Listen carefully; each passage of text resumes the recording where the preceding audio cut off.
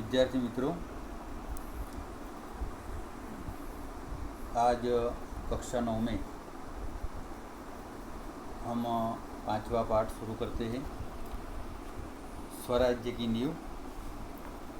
विष्णु प्रभाकर जी, जिन्होंने इस एकांकी को हमारे सामने रखा है, तो इस एकांकी में स्वराज्य की नींव, इस एकांकी का जो शीर्षक है वह हमारे भारत देश में आज़ादी की लड़त में जिस लोगों ने आज़ादी के लिए यानी कि नींव का पत्थर रखा था, यानी एक मजबूती बनाई थी आज़ादी के लिए, इन समाज सुधारकों में, इन देश प्रेमियों में हमारे देश की महिलाओं भी इस समय आज़ादी की लड़त में वह भी आगे थी। तो ऐसी एक महिला का परिचय जो हमारी आज़ादी की लड़त में, जो हम सब लोग जानते हैं कि झांसी की रानी लक्ष्मीबाई, उन्होंने भी अपना योगदान इस आज़ादी के लिए, स्वराज्य के लिए दिया था। तो इस एकांकी में यहाँ लक्ष्मीबाई ने वह अंग्रेज सैन्य झांसी पर हमला करे उससे पहले का ये संवाद, यहाँ लक्ष्मीबाई, उनकी सखी जूही, मुंदर, वह आपस में बातें कर रही है कि हमारे जो रघुनाथ राव है, हमारे जो सेना नायक है, ये सब लोग अभी हमारी राज्य की भोग विलासिता से बाहर नहीं आए, तो हमें अब युद्ध के लिए आगे जाना पड़ेगा।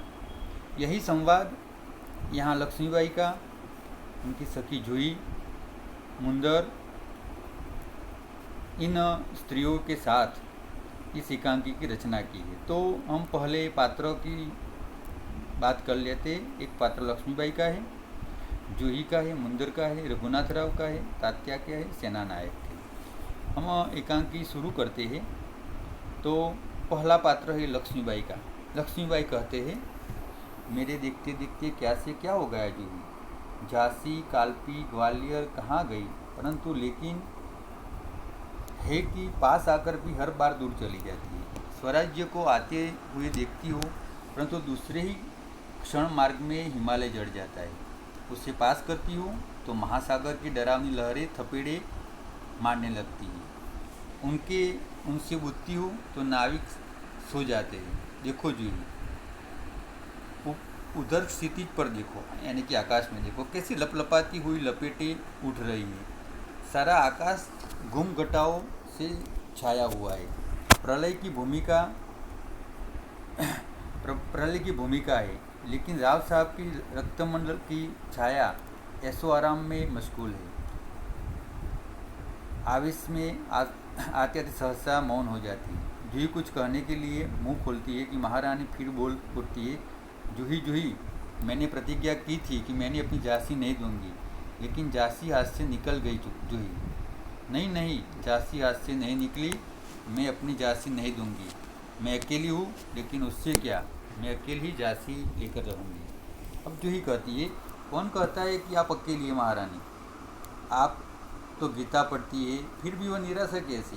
लक्ष्मीबाई कहती है, मैं निराश नहीं हूँ, मैं जानती हूँ कि मैं झांसी लेकर रहूँगी, लेकिन क्या तुम नहीं जानती कि उस समय दिन बाबा गंगादास ने मुझे क्या कहा था, जब तक हमारे समाज में छुआछूत और ऊंच नीच का भेद नहीं मिट गया, जब तक हम विलासप्रियता को छोड़कर जनसेवक नहीं बन जाते, तब तक स्वराज्य नहीं मिल सकता। वह मिल सकता है केवल सेवा, तपस्या और बलिदान से। जूही, लेकिन महारानी, उन्होंने यह भी तो कहा था कि स्वराज्य प्राप्ति बढ़कर स्वराज्य की स्थापना के लिए भूमि तैयार करना है, स्वराज्य का नींव पत्थर बनना है। सफलता और असफलता देव के हाथ में है, लेकिन नींव के पत्थर बनने की हम कौन रोक सकता है, वह हमारा अधिकार है। लक्ष्मीबाई, शाबाश मेरी कर्नल, तुम लोगों से मुझे वही आशा है। जिस स्वराज्य की नींव तुम जैसी नारियाँ बनने जा रही हो, वह निश्चय ही महान होगा। मुझे इस बात की चिंता नहीं है कि वह मेरे जीवन काल में आता है या नहीं आता, लेकिन मुझे इस बात का दुख अवश्य है कि हमारे पास शक्ति है, फिर भी हम दुर्बल हैं।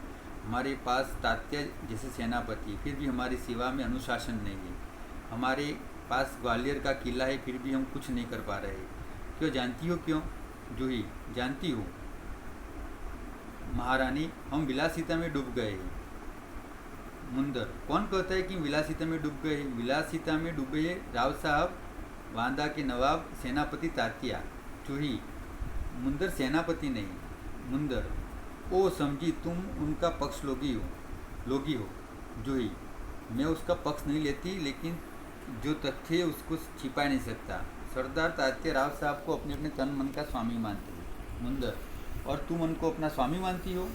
जूही, हाँ, मैं उनको अपना स्वामी मानती हूँ और मानती रहूँगी, लेकिन उनसे अधिक भी महारानी को अपना स्वामी मानती हूँ, और महारानी से बढ़कर वे अपने देश को अपना स्वामी मानती हूँ, जिसके लिए सरदार को भी ठुकरा चुकी हो। मुंदर, जी तू तो नाराज़ हो गई, मेरा ये मतलब नहीं था। मैं तो केवल इतना ही कहना चाहती थी कि जब तुमने अपना स्वामी मान लिया तो तूने रोकती क्यों नहीं? लक्ष्मीबाई, जूही ने उन्हें रोका है। मुंदर, मैं जानती हूँ, जब राव साहब कहने पर तात्यायन इसे नाचने के लिए बुलाने को आए थे तो उसने उनको बुरी तरह धुतकार दिया था। जूही, हाराने, मैं स्वराज्य के लिए नाच सकती हूँ, बराबर नाचती रही हूँ, परंतु विलासिता में डूबने के लिए अपनी कला को किसी के गले में फांसी को फंदा बना नहीं सकती। जो मुझको ऐसा करने के लिए कहते हैं उनको मैं ठोकर ही मार सकती हूँ। लक्ष्मीबाई, ठोकर हो तो या नहीं मार सकती जूही, यही डर तो हमें कचोट रहा है। अगर ठोकर मारकर हम उनकी मदहोशी दूर कर सकते तो बात ही क्या थी।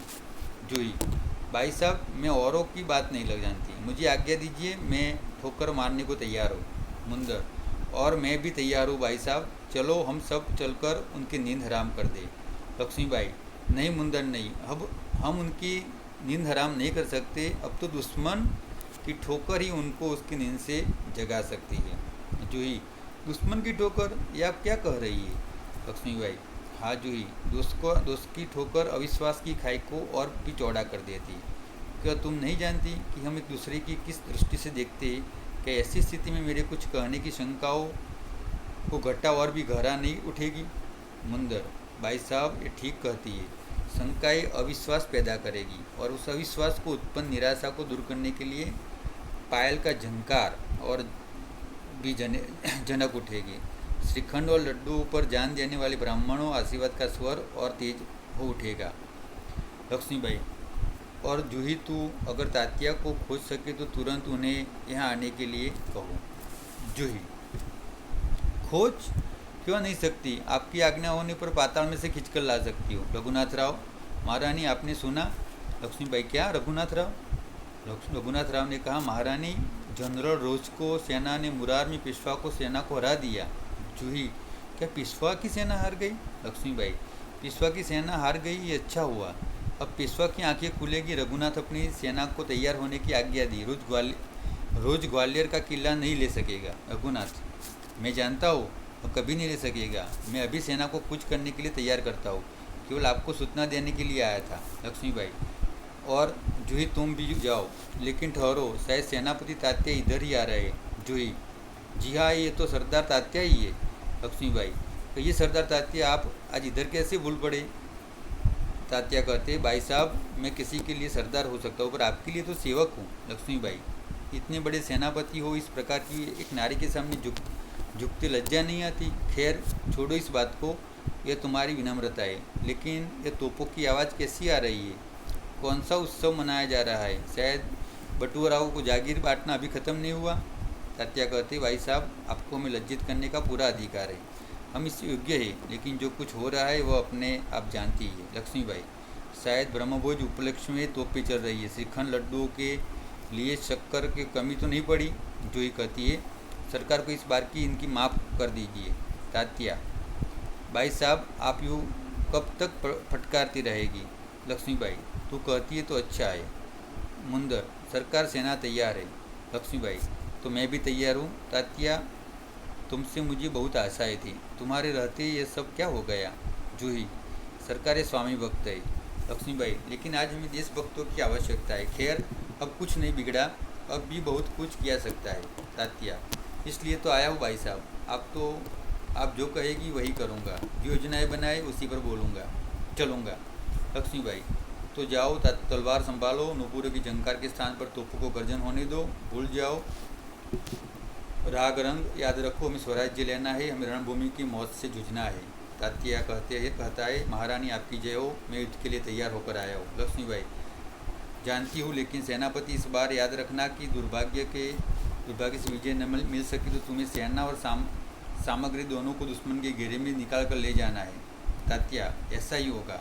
लक्ष्मीबाई, तात्या मेरा मन कहता है कि ये मेरे जीवन का अंतिम युद्ध है, जीत हो या हार, मुझे किसी के साथ बात चिंता नहीं, चिंता केवल इस बात की कि हमारी वीरता कलंकित न होने पाए। तात्या, भाई साहब, वीरता आपको पाकर धन्य है, आपके रहते कलंक हमारी छाया को छू नहीं सकेगा, आज्ञा दीजिए, प्रणाम। लक्ष्मीबाई, प्रणाम तात्या, मैं सीधी युद्ध भूमि में जा रही हूँ, देर न लगाना। तात्या चला जाता है। मुंदर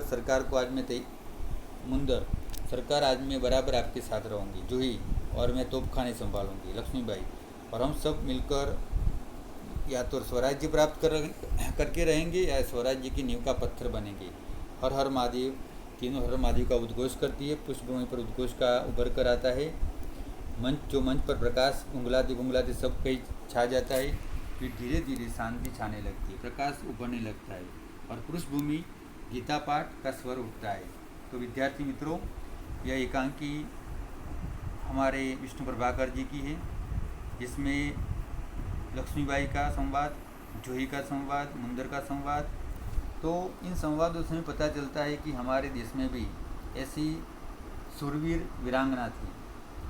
तो एक स्त्री गौरव देने वाला ये पात्र झांसी की रानी लक्ष्मीबाई का। अब हम इस पाठ के साथ हमारी नोट में आपकी नोट में शब्दार्थ, मुहावरे और स्वाध्याय प्रश्न लिखने हैं। तो हम यहाँ एकांकी समाप्त करते हैं।